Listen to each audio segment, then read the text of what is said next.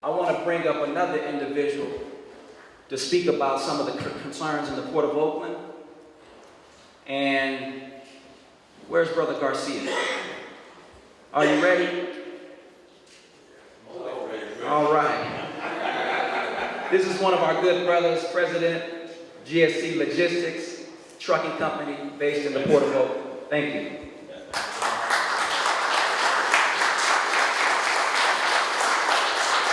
Let's give Derek a real round of applause.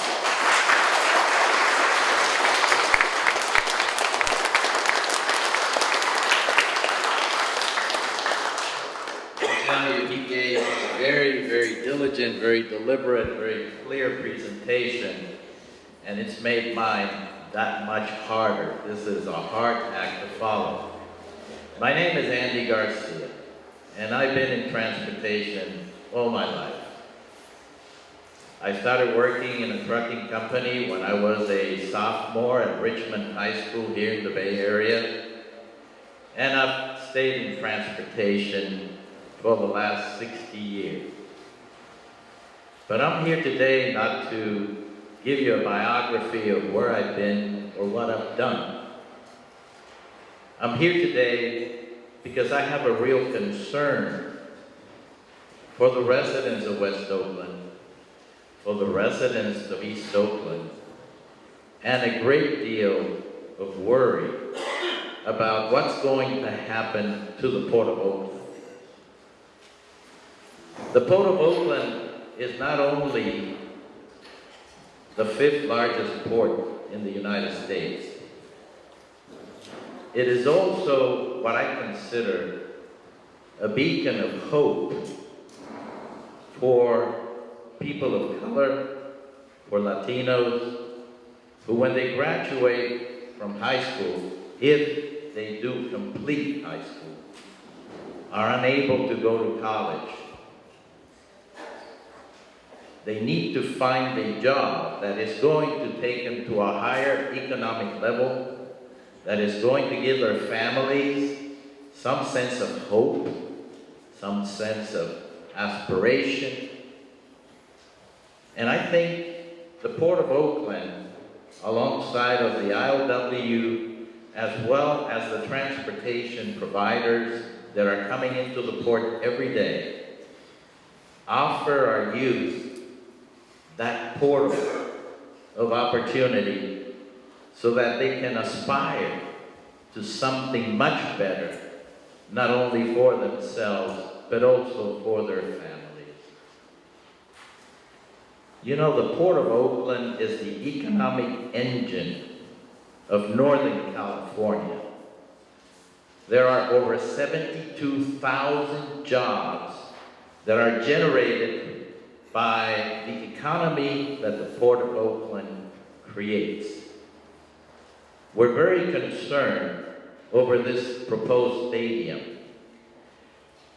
The port is no different than an assembly line. Derek was talking about Detroit and the automobile industry. And when we think of an assembly line, we always think of, well, a piece of metal starts at this end, and at the end of the assembly line, you have a car, or you have a laptop, or you have a piece of furniture. The Port of Oakland is an assembly line exactly like that, except what comes out of that assembly line is services. The maritime industry brings containers from all parts of the world. The terminal operators, with the support of the ILWU, take these containers off the ship, place them on a chassis. The transportation providers pick up these containers on chassis and take them to a final destination. It is an assembly line of services, not of products. As I was following Derek on his presentation, I wanted to touch on the fact that any job that is offered at any sports stadium, be it baseball, football, basketball, and again, none of us have anything against the A's, The A's have been here in Oakland for over half a century, and we've always supported them. But we don't think it's fair for the A's to displace middle-class jobs that are offered by the ILWU, by the transportation industry, by the freight forwarders who handle all the documentation of international freight, to displace those jobs that guarantee any individual a middle-class earning.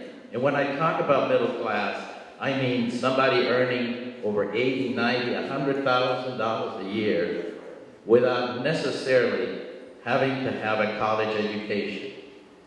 That, it's a real job.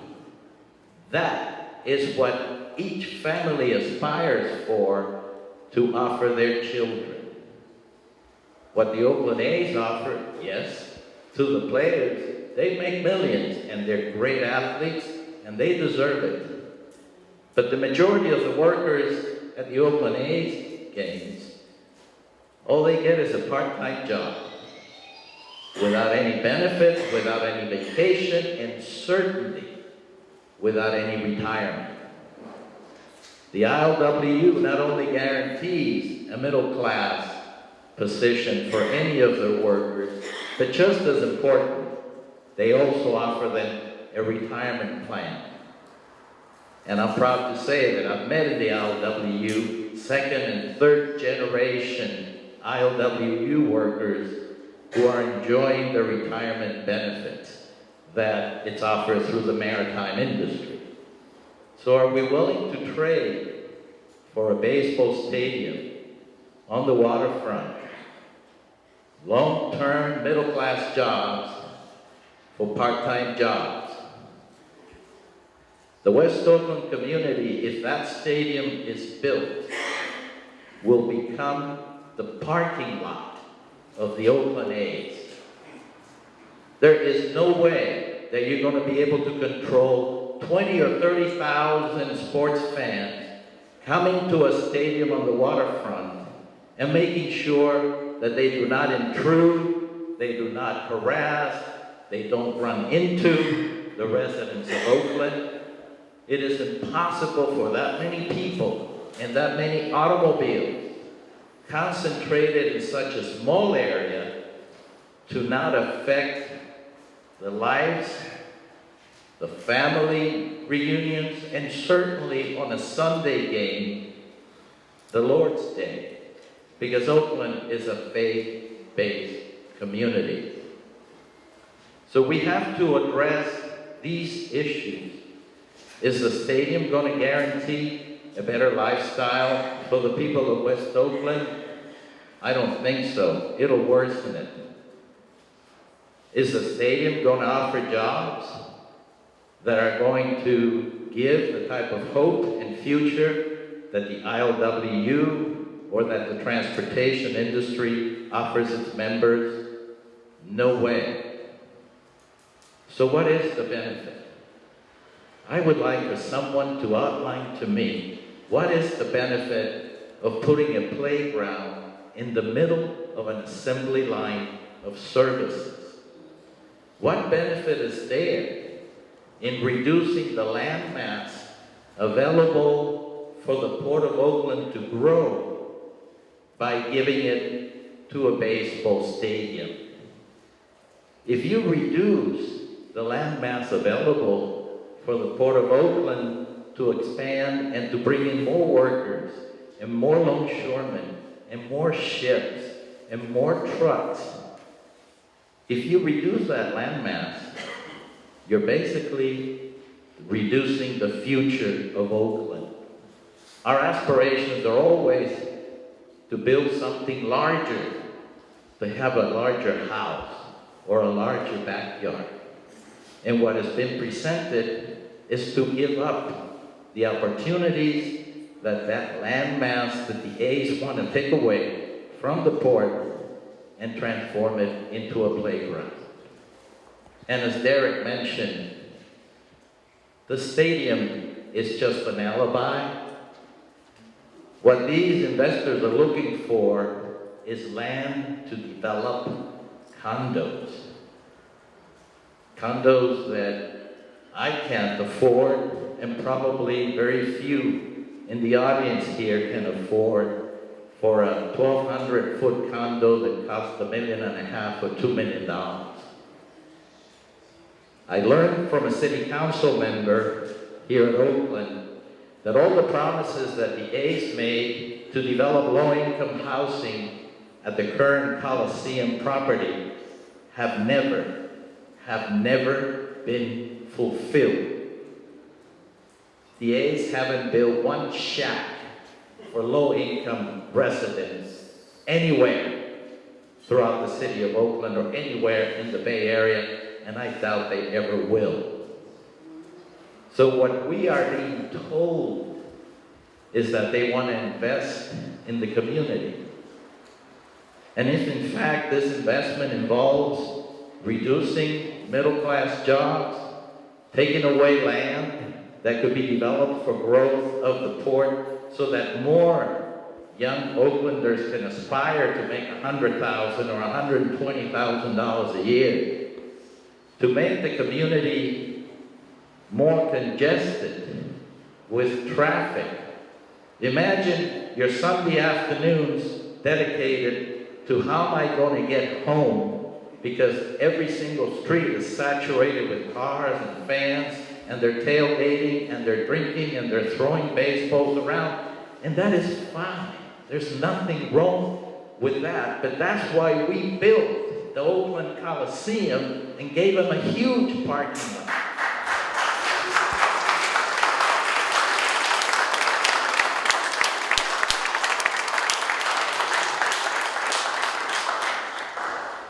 We did it so that every fan could have a wonderful experience when they attend an Oakland A's game. And we want to continue that. It's such a fallacy to promise West Oaklanders jobs as a result of this stadium while laying off the East Oakland workers who are now fulfilling those positions. And you know, this Howard Terminal, they keep talking about that it is a dormant terminal. It's just a piece of land that nobody uses. There are 325,000 trucks that enter and exit that Howard Terminal lot every year. There's 325,000 truck transactions at Howard Terminal today. And those numbers are not mine. That is published by the Port of Oakland. That's almost 1,000 trucks coming in and out of that terminal every day. What we're facing here is a situation where those who have political capital, political power, are using that capital and that power to enrich themselves, to make their wealth larger, to make their power more consuming. But is there anything that will be left for the workers of Oakland, for the Oakland community in general?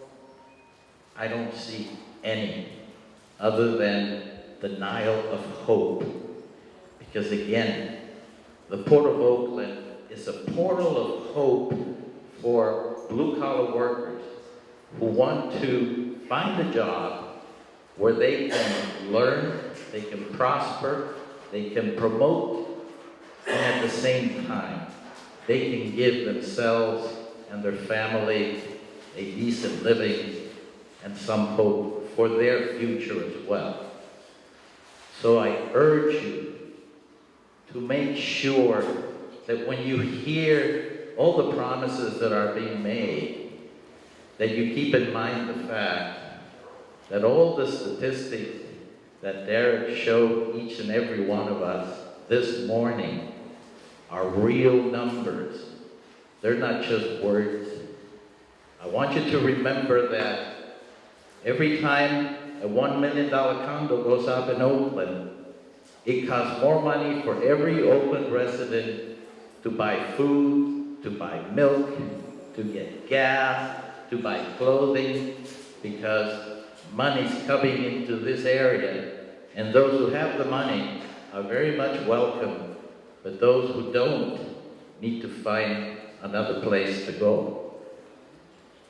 So protect yourselves, protect your families, protect the city, protect your future and that of your children, and make sure that you protect the Port of Oakland to continue to offer the jobs that it does today, to continue to offer the opportunities for longshoremen, for truck drivers, for freight forwarders, for office workers that it offers today, as compared to just celebrating the Lord's Day, trying to get around Oakland fans parked in front of your house or blocking your street. Thank you very much, and may God bless you all.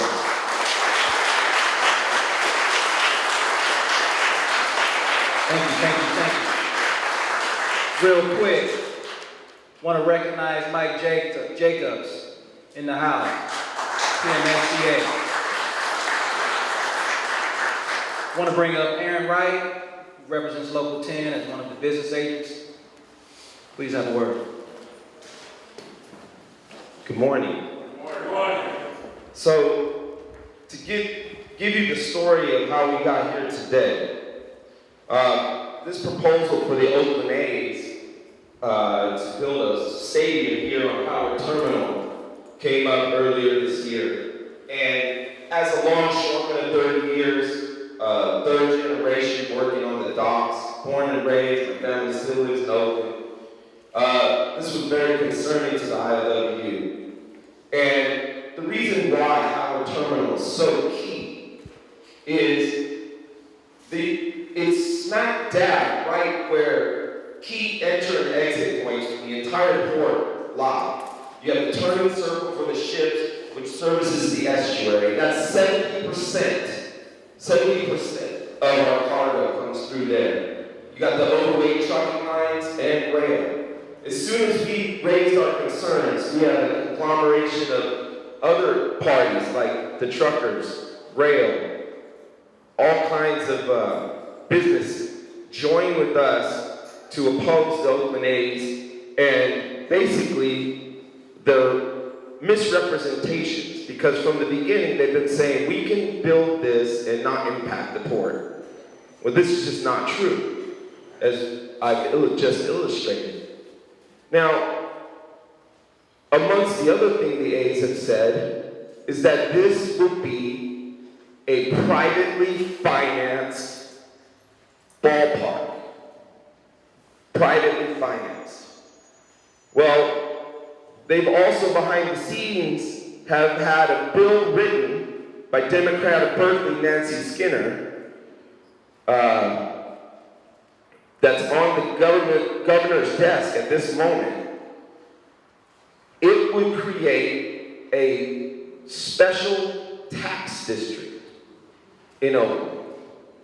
A tax district that would take taxes from certain areas that they designate to pay for infrastructure costs.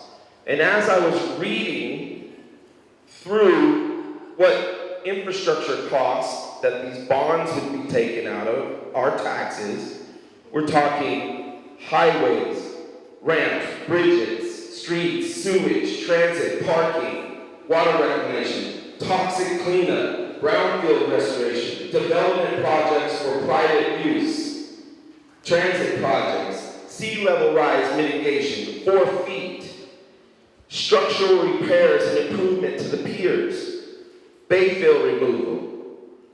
Now, all of this money that they're going to take out of the taxes is for this little area right here. And I don't know if you've driven around Oakland recently, but we have a problem with homelessness. Serious problem. And I think that should be first and foremost where our taxes go. We also have a problem. We also have a problem with garbage. piles of it. And these homeless out here are living in the garbage, and it's a place you go to die. There's rats and disease. It's not a sanitary place for them.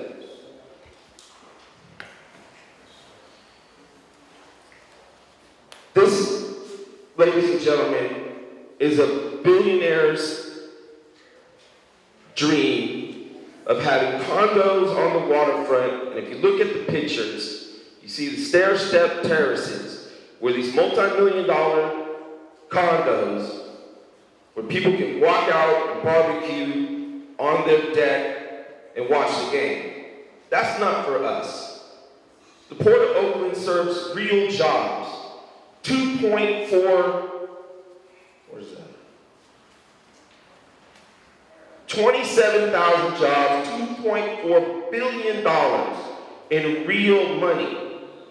Okay? This billionaire who owns the A's, he's looked at the numbers. Property values have risen 100%, hundreds of percent in Oakland. And he wants to capitalize on it. He's buying up the Coliseum land, and he wants this for himself too. But we, in West Oakland, and the longshoremen, and the port truckers, and other business and agribusiness in the valley, we have real jobs. And real jobs are what we need. Not this financialization and leveraging of every aspect of our economy to line their pockets. I urge you, brothers and sisters, say hell no to using our tax money to subsidize a billionaire's condo paradise.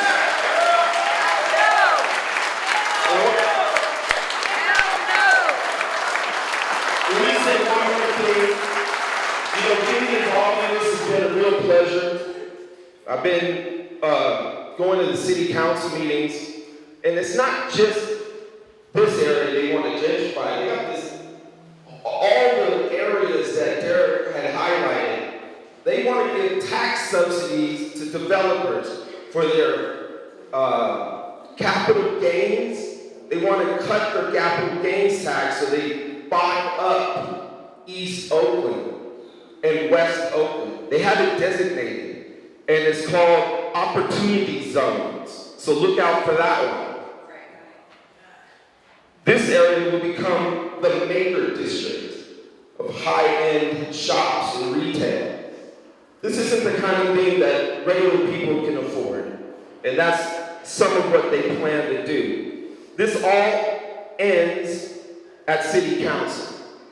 So from here, we need to be at the city council. We need the councilmen to know we're not with them using our taxes. We're not with them taking away our jobs and impacting the port. And if we can sway their vote, we can make sure that this billionaire pays for the stadium he's promised to pay for in the first place. Thank you very much.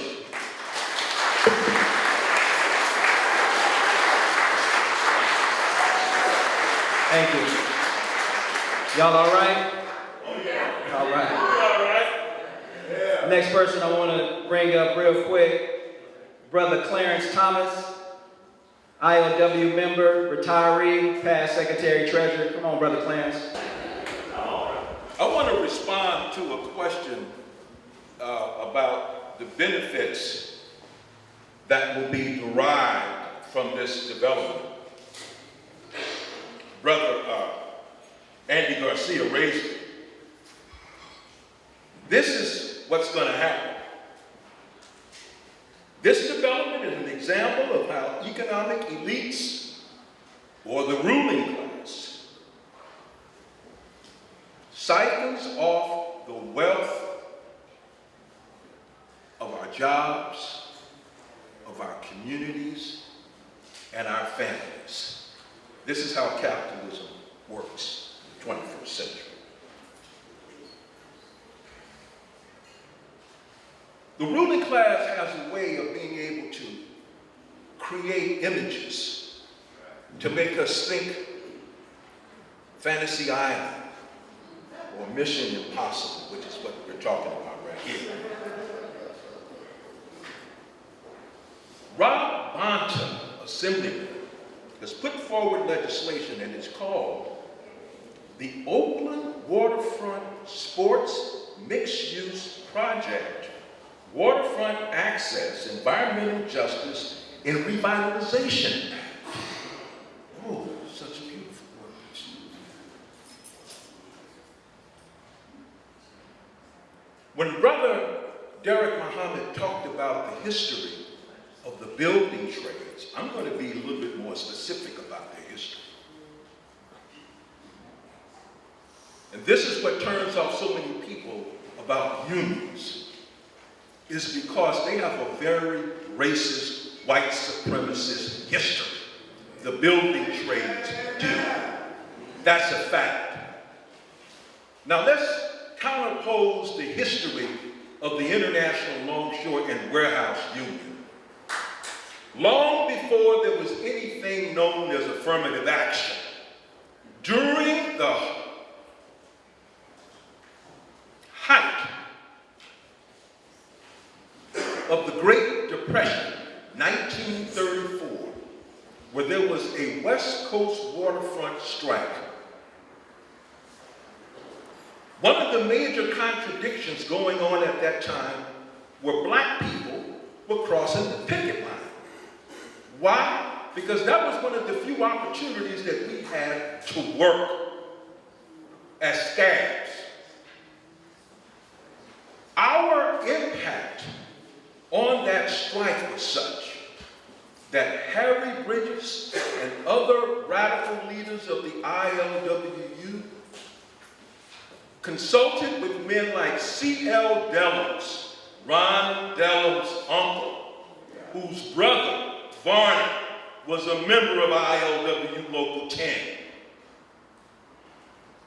Talked to Brother Dellums, who was then part of the Brotherhood of Sleeping Car Porters, to say, we need to reach the black community to get them on our side, because we can't win this strike without the black community. And they went to the black churches in both San Francisco and Oakland, because Bridges and others understood the relationship between black and white workers. Our destinies are intertwined together as part of the working class. They said, we're going to offer the black community a new deal, not like the one that Roosevelt was talking about, but a real new deal. And that is the reason why today, Local 10 is the only predominantly African-American longshore local on the West Coast. That is the reason. It was one of the greatest examples of a civil rights and equity initiative in the early part of the 20th century. This is the history of the ILWU, Local 10. This is the union that made Dr. Martin Luther King Jr., 6 months before his assassination, an honorary member of our union. This is the union that did so much to raise the consciousness of the boycott, sanction, divestment movement, to bring pressure, to bring down apartheid in South Africa. This is the union that stood up and demanded that Oscar Grant receive justice. Johannes Meserly go to jail. We shut down all 5 Bay Area ports. This is the kind of union that we're talking about here, who has made significant contributions to social and economic justice. And I want to conclude with this. There are some 20%, if not higher, number of black and women of color who work on that waterfront. Many of them are single mothers who have been able to buy homes, send their children to college, invest in their community because of those jobs. There may be a few who have college education, but that's not required. They make it sound, they, the media, and the corporations, make it sound like there's something criminal about workers making 6 figures. but we just adore the billionaires. Oh, the Fisher family. Oh, they're worth billions. But there's something suspicious about black folks and people of color and working class whites making a living wage. Today in the city of Oakland, they're building one-bedroom apartments, 643, approximately 643 square feet. $3,000 a month. I want to conclude with this. There's dignity in all work, and I don't want anybody to misunderstand it. There's dignity in all work. But we don't have to work for slave wages. We don't have to work for menial wages. Promises of becoming billionaires by being peanut vendors and other such nonsense. Thank you so much for listening, and I just hope that the longshore workers that are in this room today understand that this fight is worth going to jail. Yes, I said it. It's worth fighting to keep these jobs. And we can win this struggle. I'm old enough or young enough to remember we were able to get the Civil Rights Bill passed. We were able to get the Voting Rights Act passed. When I was at San Francisco State, we were able to challenge the state and get a Black Studies and the School of Ethnic Studies established. I know from whence I speak. We can win this struggle, but it's going to take a movement to do it. And this is where it starts today. This next brother I want to bring up to close us out has the awesome task of speaking for a man who speaks so well for himself. I'm talking about that trumpet of truth, brothers and sisters. His minister, Brother Abdul Sabur Muhammad, who represents the Honorable Minister Louis Farrakhan in the city of Oakland, and indeed the East Bay. Please put your hands together for Brother Abdul Sabur Muhammad. Brother Minister Abdul Sabur Muhammad.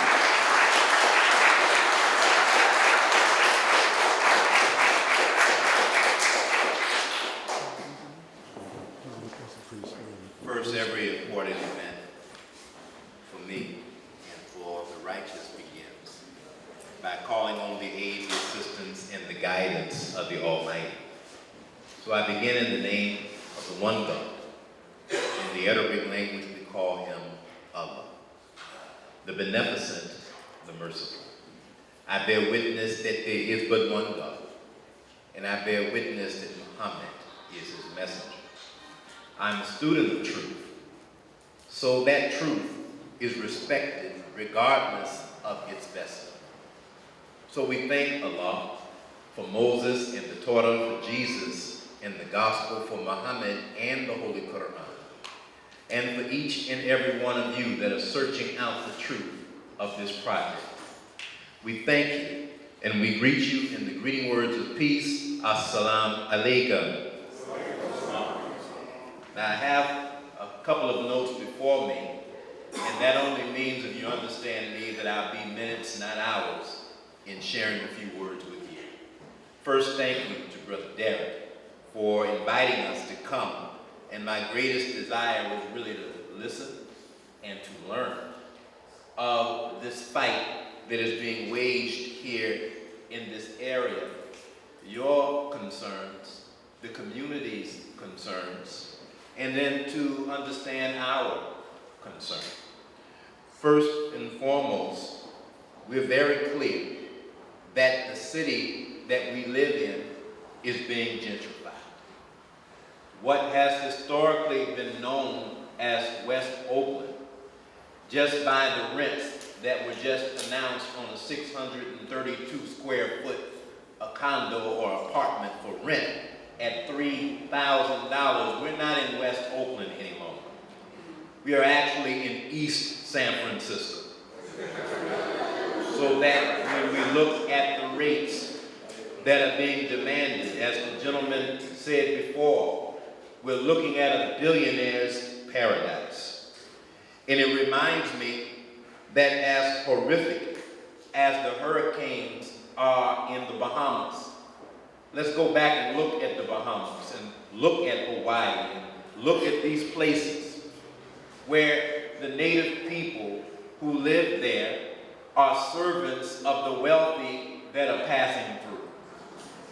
And the kind of jobs that can be produced when these kind of projects emerge remind me of the kind of work you'll find for the native people that are in the island of Hawaii. So if you're blessed to make that journey, you'll find that the native people are entertainers at the hotel. The native people are inviting travelers to come and hula dance with them. The native people will come out and sing some of the native music. And when I make my way through the city of Oakland today, what I see of its native people are those artists who are entertaining the new residents. That bars and restaurants and the like are coming up throughout downtown and now into other parts of deeper West Oakland, that those who have come in as traveling colonizers are settling in. So the idea of bringing a stadium into this area as a representative of the people that are native to this area, we are clear that the stadium project is not designed for the poor black man of West Oakland. We're just clear on that. Here's some advice from the Honorable Elijah Muhammad. He said, when the end comes, the hammer will still be ringing. They will be building as if they were going to live 1,000 years or more in these areas. And this is only to say that driving the poor and the working class into tents and campers and on the streets of the community is certainly not an effort that we could declare that God himself would be pleased with. And so, as our prior presenters were dealing with some of the economics of what this may mean, we're clear, and I'm sure you are there 6,000 jobs at the Coliseum now? Now, over the years, you've got the Raiders that have played there, the A's that have played there, the Warriors that have played there. Those three teams combined generate 6,000 jobs for the poor over there. I'm sure the answer is no. So Brother Derek is absolutely correct in pointing out the contradictions that are being shown so that those who are activists in the areas of West Oakland, the clergy leaders, the political leaders, those who are being encouraged to support a process because they feel as though this is the only way that our people can be given some offer of hope to remain living in these areas. Just keep in mind that a gainfully employed teacher in the Oakland Unified School District cannot afford to live here.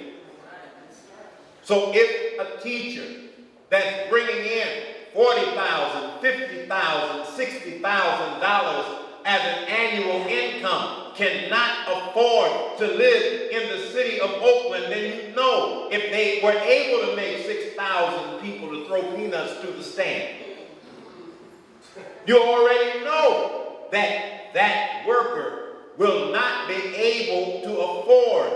We would find ourselves continually, if we get that kind of work, either unemployed because it's temporary employment, seasonal, or underemployed. I work hard, but I cannot pay my rent. So when we look at these conditions, as organizers, continue your efforts, I would give caution, especially to the faith leaders. Why? Because we worked against a construction project in San Francisco generated by a company called Lennar, one of the largest home builders in the world. And when they went out to build homes into a community by digging up what we knew to be brownfields and Superfund sites and putting workers in the dust without warning the community residents that they're being exposed to untold amounts of asbestos, all to feed the need of greed by the billionaire companies that were about to unleash on that community disease and mayhem, such as really to this point, it is immeasurable. We actually have announced a $26 billion lawsuit from the residents there in Bayview against this kind of construction work to occur. Well, now there's a stadium being proposed here. What will be its environmental impacts?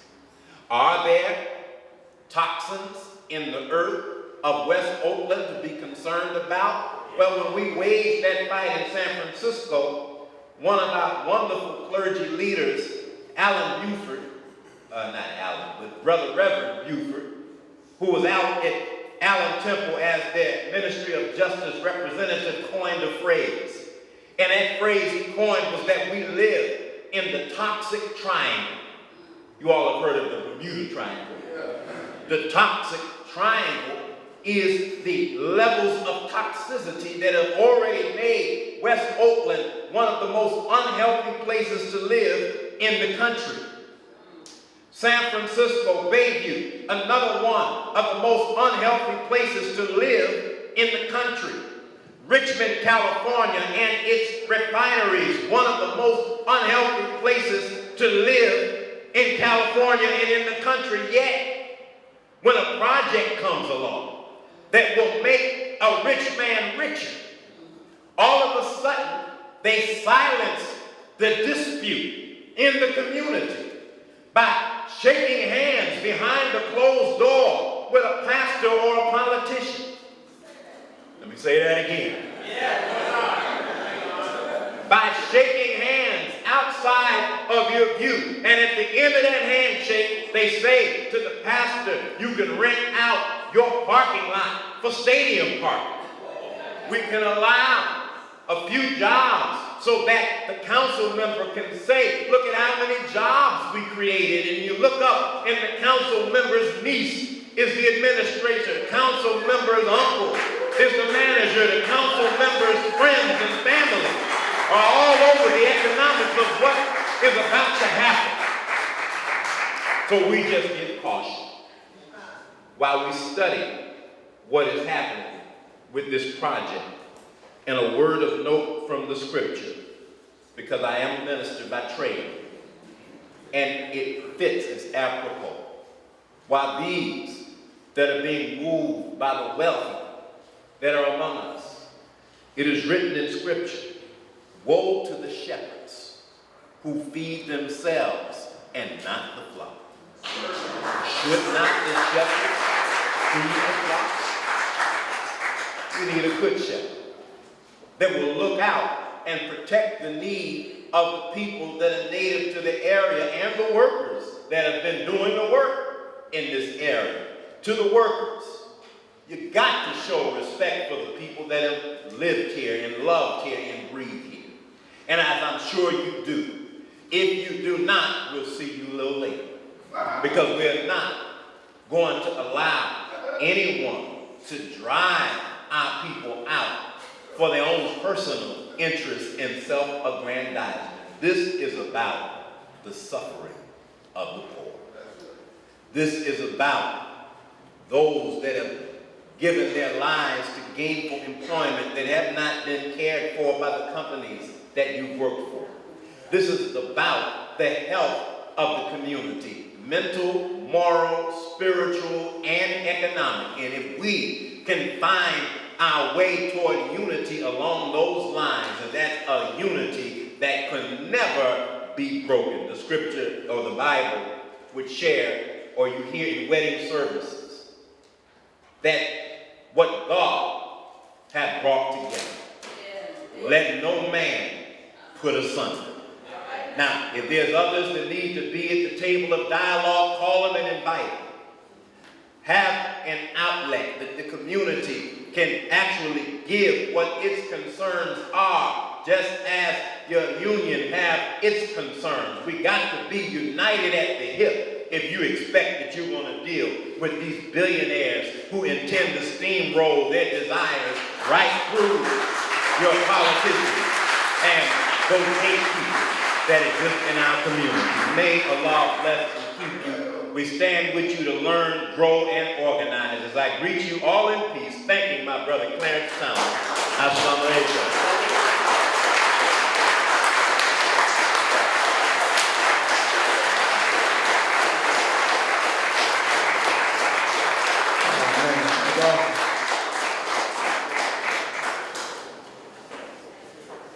Brother Clarence, thank you, Brother Abdul Sabor, I appreciate it. Now let's move forward. Let's just come on together and let's sign a petition and start. Let's sign a petition. Everybody that's here, and we can't get all these into the city hall right when they have the meetings. So let's all get a petition and sign it and work together.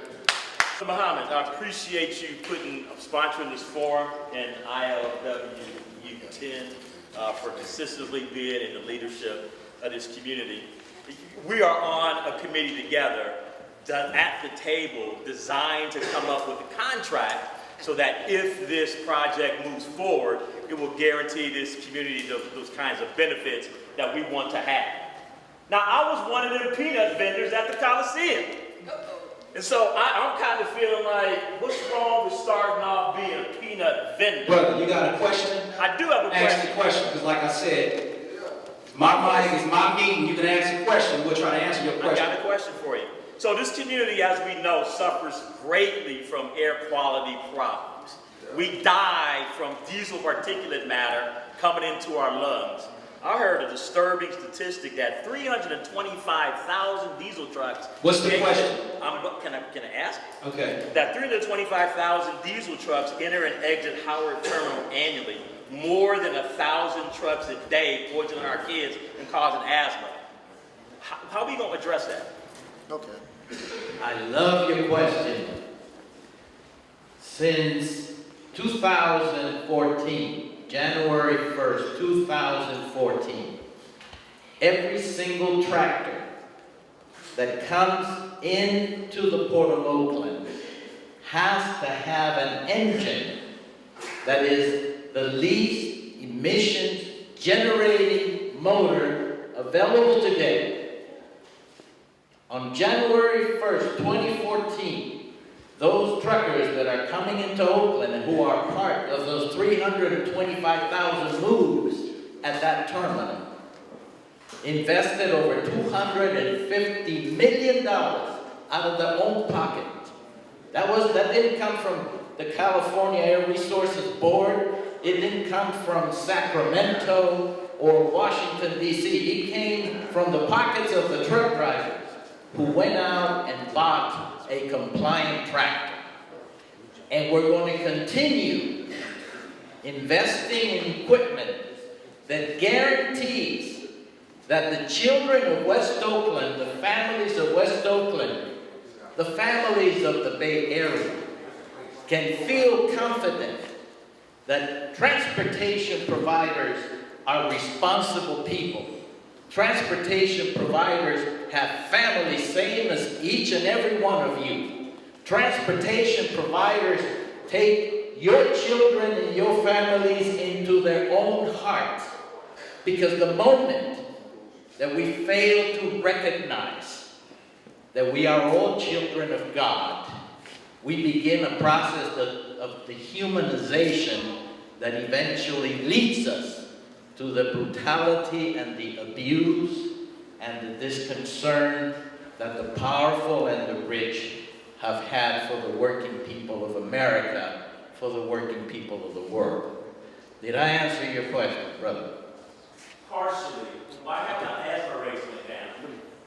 The asthma rates have gone down. From west to west. From West Oakland. I am co-chair chair. I am co-chair of what's called the Maritime Air Quality Improvement Plan here in Oakland. I've been co-chair for 13 years. I sit with Margaret Gordon from the West Oakland Indicators Project, Brian Beveridge. I sit with the Bay Area Quality Management District, and in every aspect of emissions reductions, be it for toxic gas or for diesel particulate matter, the Port of Oakland has already exceeded its goals for the year of 2020. And we will continue to exceed those goals because we are as responsible for your children as we are for our own. Amen. Yeah. Very quickly, because the brother's point is very important. I was designated the Saving Lives Coordinator for ILWU Local 10. And what that was specifically was working with organizations like the West Oakland Indicators Project, the West Oakland Toxic Reduction Collaborative, Margaret Gordon, who served on the Port Commission of Oakland. Local 10 has been in the vanguard of reducing particulate matter on the waterfront, specifically through coal ironing, whereby ships that come into the port turn off all of their auxiliary engines and plug in so that there's no smoke coming out the smokestacks. We longshoremen work at that port just like West Oakland residents live there. We die, we breathe that same air. So there's no disconnect. And we understand the contradiction of having a port. But let's face it, we all benefit from what that port provides. The shoes on your feet, the electronic devices, the computers, the food you eat, the cars you drive, come off of a ship. But I just want to make it very clear. We are working and have been in the vanguard of addressing these issues and will continue to do so. Thank you. This lady right here told me today that the decision hasn't been made on what's going to take place. And I just feel that the powers that be and people who have money make the decision. Our city council members make the decision. What can we do besides coming to me, which is great because I've learned a lot today, to make a difference? I live on Market, 9th and Market, and I have black soot in my window. So I don't know about what you're talking about with trucks, but I don't have black soot inside my house. So just to make that statement. But I really want to know, what can we do? Where do we go to let whomever know that we don't want this? And also, where are they in the process of making this decision of what's going to happen? And we need to notify our representatives of our disapproval of this project. So I'm hoping that you sign the list with your name and contact information, and we'll be in touch with you. But first and foremost, Lynette McElhaney is the representative for District 3. I would call and email her and tell her of your disapproval of this project. And then hook up with us by leaving your information, and we'll be in touch with you. The Port Commission has given them 4 years to satisfy various governmental regulations. Environmental impact report, various clearances with the BCDC and other legislative bodies, because the Port of Oakland is actually on lands that is called tidelands, and the Port of Oakland holds that land in trust for the citizens of California. So there's a legislative body that develops policy relating to land considered in where they are. We got time, and it's not too late. You just got to stand up right now and start pushing back. I think the question of pollution is important, obviously. Can I think? Yeah, okay. But having been a construction worker, I'm a retired construction worker, there's nothing on this earth dirtier than a construction site. You know, I mean, come on, let's be reasonable here. Now, I also know, though, I remember, Derek, that you were involved in the struggle, for instance, to not have the coal come through this city. You know, so I find it strange that you know, the question of emissions of vehicles comes up, okay. I'm sure one day we're going to deal with that. But right now, what I was hoping to hear more about is precisely what can we do? What should we do to help in this struggle? Because this gentleman, Mr.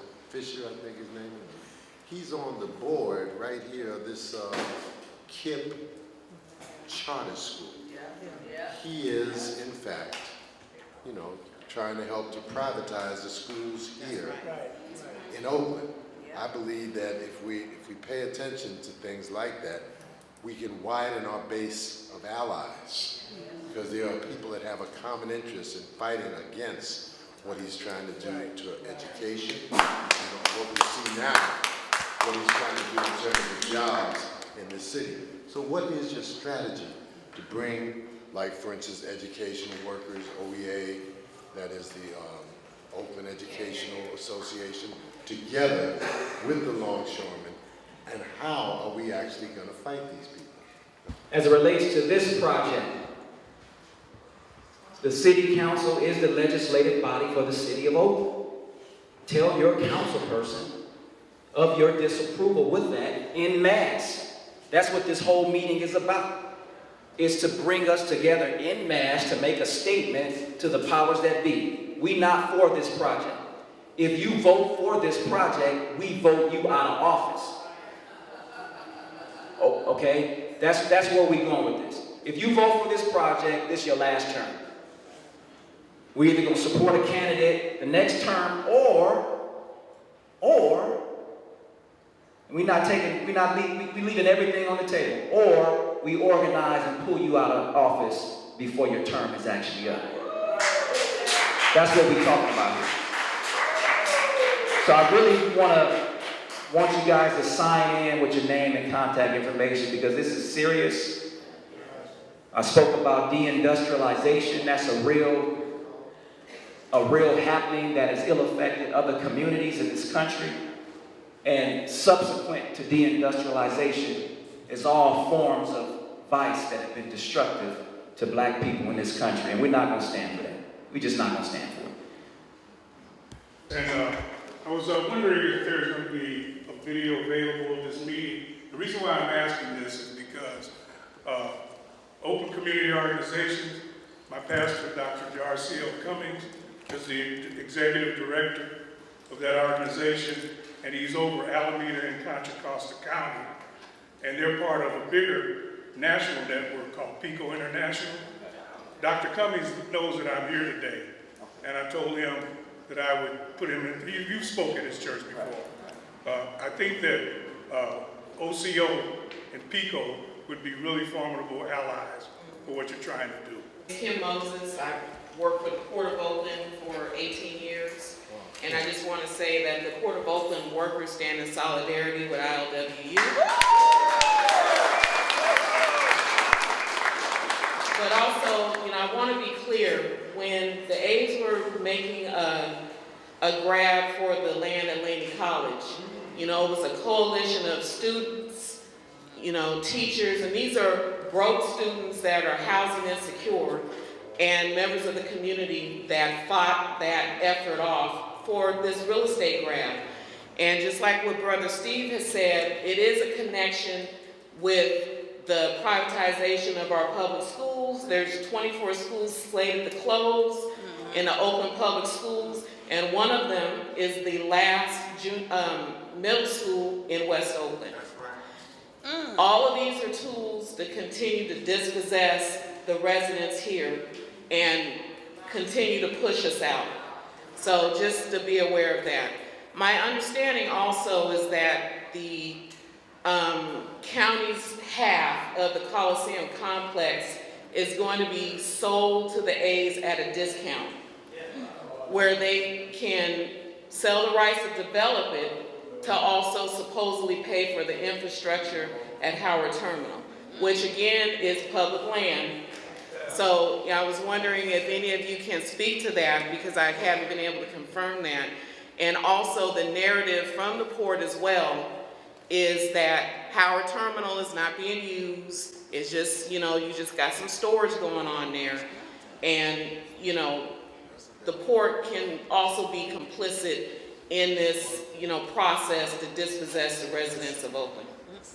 In talking with some of the city council members, it's become clear to me that the city of Oakland has filed suit against Alameda County for attempting to sell that landmass at a discount, as if billionaires needed a discount.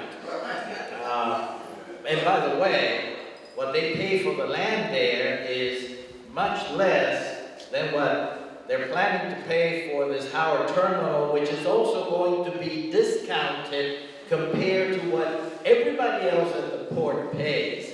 So we got discount on top of discount to make sure that the billionaires continue to work with politicians, as the brother Reverend said, and continue to use that money to misinform us, to misguide us, to confuse us, to divide us. The only way that we can stand together is by making it clear to anybody who can hear, see, or touch, smell. The city of Oakland is not for sale. City of Oakland is not for sale. The waterfront is not for sale. The ILWU workers are not for sale. The freight forwarders are not for sale. The ship companies are not for sale. And we, the people, the preamble to the Constitution of the United States, we, the people, not for sale either. Thank you. All right. I'm going to go to George, Monson, and then Thank you. My name is Jora. I'm a member of Alameda County United. If you know what that is, it's a coalition that comes together to specifically address the commercial exploitation of children. And the reason why I'm bringing that up is because I live in the Fruitville area, which is, as you know, 1 block from the Coliseum.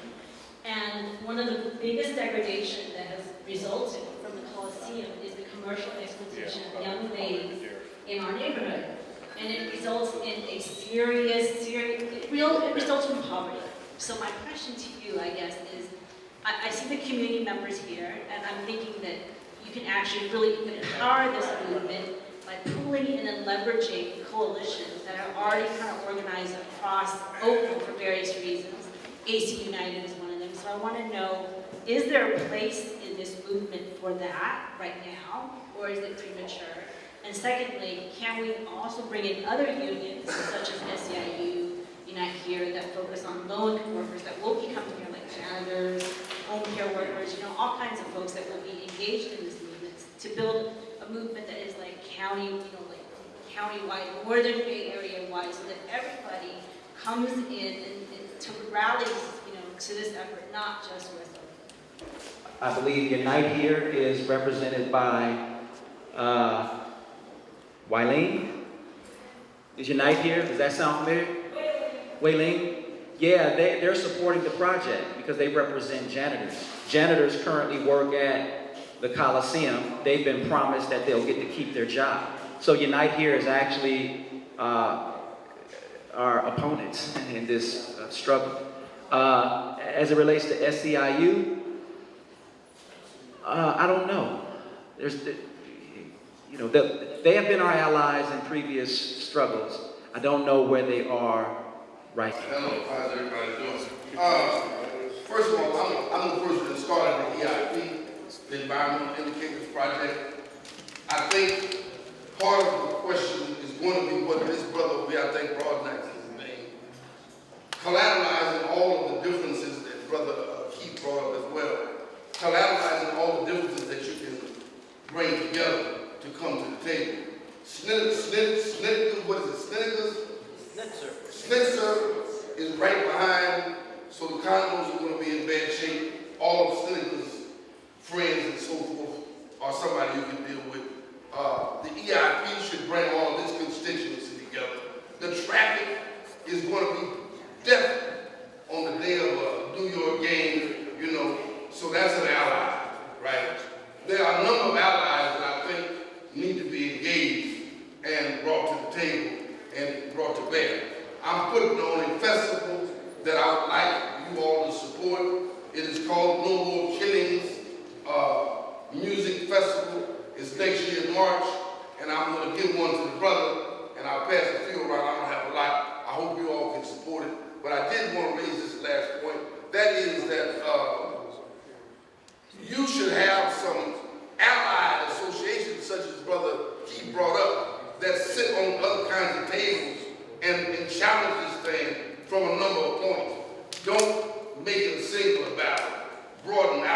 and bring everybody in you can to see what the questions are. You understand? Dave Kaval, Oakland Post, Post News Group, and West Oakland resident. The Post is obviously interested in covering this issue, and we have our commitment to continue to do that. Secondly, the question just on logistics, is any of this... Sorry. Dave Kaval, Post News Group, Oakland Post, etc. Interested in covering all of this. Good to hear all of the presentations, especially to welcome back Brother Clarence Thomas, the righteous Clarence Thomas. Anyway, my question is any of this calendar specifically yet at the Oakland City Council, either at the committee level, and if so, which committee? And when do you expect this, from a calendar perspective, to become up? And they've been trying to move as stealth as they possibly can. Some persons who are on the city council have already been purchased by the Oakland A's. And they are working with the Oakland A's to get this passed before you all could be apprised of what's really going on. I'm not going to say any of their names, but if you come to the meetings, it will be manifested as to who they are. There's not anything on the calendar currently, but we gotta move quick because they wanna get their votes and get it passed before you are awakened. I understand that there's going to be an Oakland City Council meeting on October the 1st. And it is important for us to be in the room. And just to make a point about our last meeting at Acts Full Gospel Church on August 31st, we had people to sign up demanding that the city of Oakland and the Oakland A's have a town hall meeting so that they can address the questions that were raised here today. They've yet to do that. They're very comfortable with going to city council meetings, the A's that is, taking 90 minutes to make presentations, going to the Port Commission, but they've yet to answer questions from East Oakland, West Oakland, from workers that work at the port. That is yet to be done, and that needs to happen. Since they feel so strongly about this, and this is such a wonderful project, then they should be able to answer questions the way that we're doing right now. So please put your information on the sheet so that we can get in contact with you. But the next city council meeting will be on October 1st. I was born in West Oakland, but I live in East Oakland now, near the Coliseum. And I'm just wondering, has it been discussed what impact that's going to have on East Oakland community around Hagenberger, Seminary? All we have now is potholes, killings, and homelessness. I feel like I've been robbed. You're going to take the only family-oriented facility and move it away from people in the community who work there. They bring their families there from far and near. We got Walmart buildings sitting empty for years. We got the spot, I don't know if any of you remember White Front, been sitting there for 30, 40 years.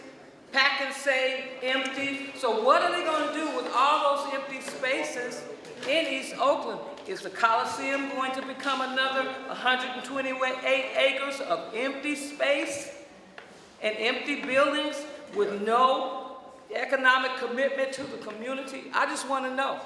You know, it's not just about West Oakland, it's about all of Oakland, because ultimately we'll all be paying for it. Earlier, we're dealing with not an owner of a baseball team, we're dealing with a real estate developer. They want Howard Terminal and they want the East Oakland site. They want to build condominiums at Howard Terminal and the ballpark and do other housing, commercial, entertainment type development in East Oakland as well. So that's what this fight is all about. So